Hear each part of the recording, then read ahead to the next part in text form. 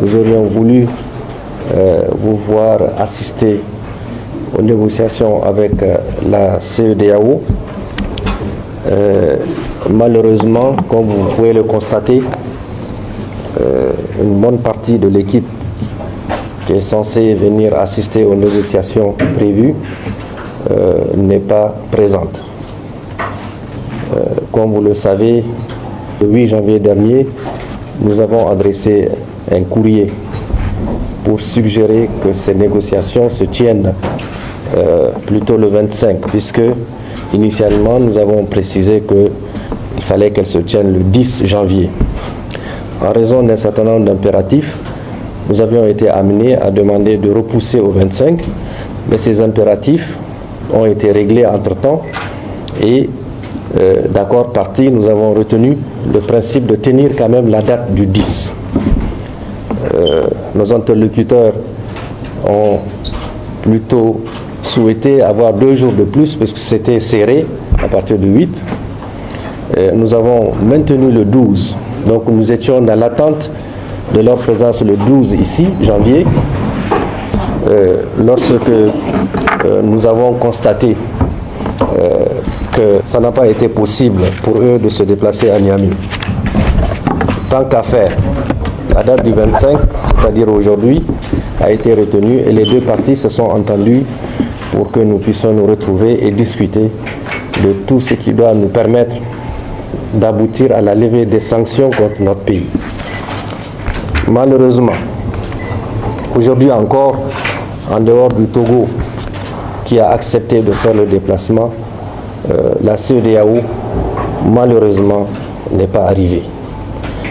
Dans un premier temps, ils ont prétexté n'avoir pas l'autorisation de survol et d'atterrissage sur notre territoire. Cela n'étant pas fondé, nous allons vous remettre les copies des 2 autorisations. La première, c'est celle qui permettait à la délégation togolaise, c'est-à-dire le ministre des Affaires étrangères du Togo, le professeur Robert, qui est ici assis, qui a répondu. Il faut profiter pour remercier ce pays, ami, qui a toujours œuvré pour la paix.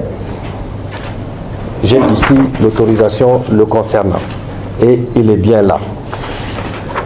J'ai la deuxième autorisation qu'on disait n'avoir pas reçue et qui concerne la délégation de la CEDEAO avec le pays qui doit l'accompagner, c'est-à-dire la Sierra Leone, mais ils ne sont pas là, vous le constatez.